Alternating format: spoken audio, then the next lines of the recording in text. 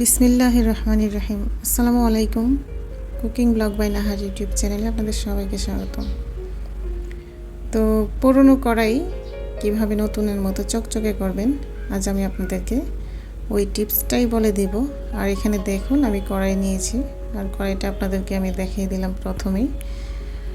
আসলে আমাদের তো সবার বাসায় কম বেশি হাঁড়ি পাতিল আমরা পরিষ্কার করি, কিন্তু ওইভাবে কি আর রান্নার পর একদম প্রিপেয়ার করে কি আমরা রাখতে পারি? দেখা যায় একটা কড়াই ব্যবহার করতে করতে কিন্তু অনেকটাই কালো হয়ে যায়, কিন্তু ওইটা কিন্তু প্রতিদিন আমরা মাজতেছি, তারপরেও কিন্তু ওইটা কালোটা থেকেই যায়। তো দেখুন আমি এখানে আজকে কড়াই পরিষ্কার করার যা যা লাগে নিয়ে নিলাম। এখানে দিয়েছি ভীমের ঘোড়া, আর এটা হচ্ছে ভীম যে পাউডার ওইটা। আপনারা চাইলে হুইল পাউডার দিতে পারেন, তবে সবচেয়ে বেস্ট ভীম পাউডারটা দেওয়াই। আর এখানে দিয়েছি হেক্সিসল, আর হেক্সিসলটা হচ্ছে সবচেয়ে কার্যকর। তো পুরো ভিডিওটা দেখুন, আমি আপনাদেরকে বলবো এটা কীভাবে, টিপসটা আপনাদের সম্পূর্ণভাবেই বলবো। যে এটা দেওয়ার সাথে সাথেই যে একদম উঠে যাবে ওই রকমও না। এটা দিয়ে মোটামুটি একদম বলক আসা ফুটানো গরম পানি চুলার উপর থেকে নামিয়ে এখানে ঢেলে দিতে হবে। তো দেখুন আমি কিন্তু ঢেলে দিয়েছি ভিনেগার, ওইটা স্কিপ হয়ে গেছে, ভিনেগার দিয়েছি সব কিছু দিয়ে। আর এটা পরিমাণ মতো বলতে আপনি যতটুকু পারেন মোটামুটি, যদি মাপ বলি মেজারমেন্ট কাপ দিয়েও যদি মাপ দেন, তারপর আমি বলবো একটা মেজারমেন্ট কাপের 4 ভাগের 1 ভাগ দিবেন ভিনেগার, আর 2 ভাগ দিবেন ভীম যে গুঁড়া পাউডারটা ওইটা। তারপর আর যা কিছু আছে সব কিছু দিয়ে গরম পানি তো যতটুকু লাগবে কড়াইটা ডুবতে ততটুকুই দিবেন, দিয়ে কড়াইটাকে ডুবিয়ে রাখবেন একদম 1 ঘন্টার মতো। তাছাড়া কিন্তু ওই যে গরম পানিতে তো আপনি হাতও দিতে পারবেন না। আর ওই 1 ঘন্টা পর দেখবেন যে মোটামুটি কড়াইটা একটা মানে ওই যে ময়লাটা একটু নরম হবে। একদম যে আপনি হাত দিয়ে মাজুনি দিয়ে মাছ দিতেই মানে এটা উঠে যাবে ওই রকম না। আপনি কিন্তু নর্মালি দেখবেন একটা কড়াই যদি আপনি চাকু দিয়ে এরকম করেন আপনি কিন্তু পারবেন না উঠাতে, কিন্তু এটা দিয়ে ভিজিয়ে রাখার পর যদি একটা চাকু দিয়ে আস্তে আস্তে এরকম করে একটু খুঁচিয়ে করেন, দেখবেন যে ময়লাটা কিন্তু সহজেই উঠে যাবে। আমি কিন্তু এটা বলবো না যে এখানে এটা ভিজানোর পর আপনি ধরার আগেই একদম চকচকে হয়ে যাবে, এখানে অবশ্যই আপনার একটু কষ্ট হবে, কিন্তু সহজ হবে বিষয়টা। আমি কিন্তু এইভাবেই করি মাঝে মধ্যে যখন আমি পরিষ্কার করি।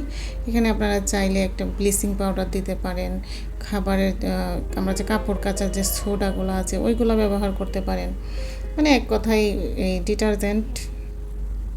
ডিটারজেন্টও দিতে পারেন।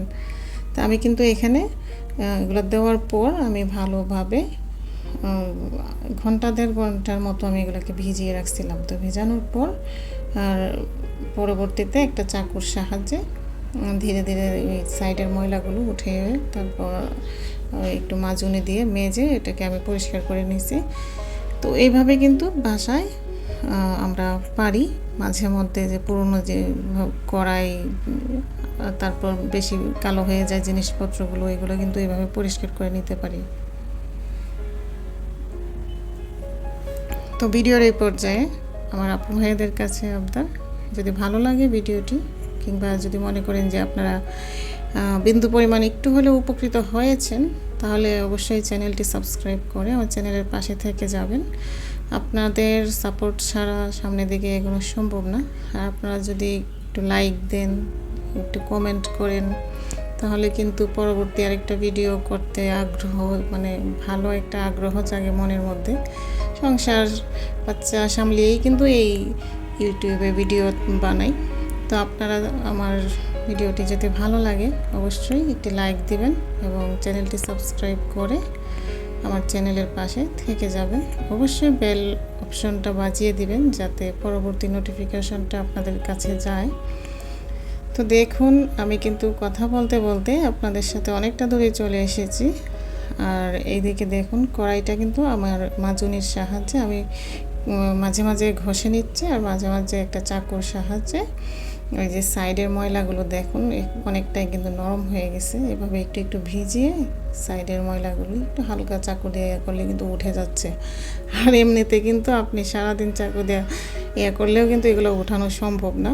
কিছুটা এই যে গরম পানি, তারপর ভিনেগার, হ্যাক্সিসল সব কিছুর সংমিশ্রণেই কিন্তু এটা অনেক ময়লাটা কিন্তু নরম হয়েছে। আর যত বেশি ভিজিয়ে রাখবেন ততই কিন্তু মানে এটা ময়লাটা খুব দ্রুতই ছাড়বে। আর পাশাপাশি কিন্তু আমার এখানে আরও 2টা কড়াই দেখতে পাচ্ছেন, এগুলোও কিন্তু আমি এখানে ভিজিয়ে রাখছি যাতে একটু মানে ময়লাটা নরম হয়। ওগুলোকেও আমি পরিষ্কার করব। তো আজকে আমি শুধু আপনাদের সাথে এই কড়াইটাই আপনাদের সাথে শেয়ার করছি, কারণ অনেকটাই সময়ের প্রয়োজন। কড়াইটাতে আমি এটা বলবো না যে আপনি ভিজাবেন আর মাজুনি দিয়ে ঘষা দিবেন উঠে যাবে, এভাবে আমি বলবো না। অবশ্যই অনেকটাই সময়ের প্রয়োজন, তবে কাজটা সহজ হবে। তো দেখুন আমার কিন্তু কড়াইটা মোটামুটি মেজে ঘষে আমি এটাকে পরিষ্কার করে নিয়েছি। তো আগের তুলনায় এখন কিন্তু অনেকটাই সুন্দর দেখাচ্ছে। আর এইভাবেই কিন্তু বাসায় আমরা পারি পুরনো কড়াইগুলো এভাবে চকচকে ঝকঝকে করে একদম যে নতুন হয়ে যাবে তা না। আমি এটা ব্যবহার করছি প্রায় অনেক দিন যাবত আমি এটাতে রান্না করছি। এটা কি নতুন হয়ে যাবে? নতুন হবে না, কিন্তু আগের তুলনায় অনেকটাই সৌন্দর্য বৃদ্ধি পাবে। আর ভিডিওর শেষে আপনাদের মাঝে শেয়ার করব আমি যে এখানে কোন হ্যাক্সিসল আর ভিম পাউডারটা এখানে ব্যবহার করেছি। আর তার আগে আমার আপু ভাইয়াদেরকে বলবো ভিডিও দেখেন, ঠিক আছে, আপনাদের মন্তব্য অবশ্যই জানিয়ে যাবেন। এই যে ভিডিওটা দেখেছেন আপনারা কি একটু হলেও উপকৃত হয়েছেন? আপনাদের মন্তব্যটা অবশ্যই জানাবেন আমার কমেন্টস বক্সে। আমার কমেন্টস বক্স 24 ঘন্টা আপনাদের জন্য উন্মুক্ত আছে। তো দেখুন কড়াই কিন্তু পরিষ্কার হয়ে গেছে। আর এই যে এখানে ভিম পাউডার নিয়েছি আমি, এই যে 500 গ্রামের ডিশ ওয়াশ যে পাউডারটা ওইটা। আর হ্যাক্সিসল তো দেখলেন। তো আজকের মতো এই পর্যন্তই। আল্লাহ হাফিজ।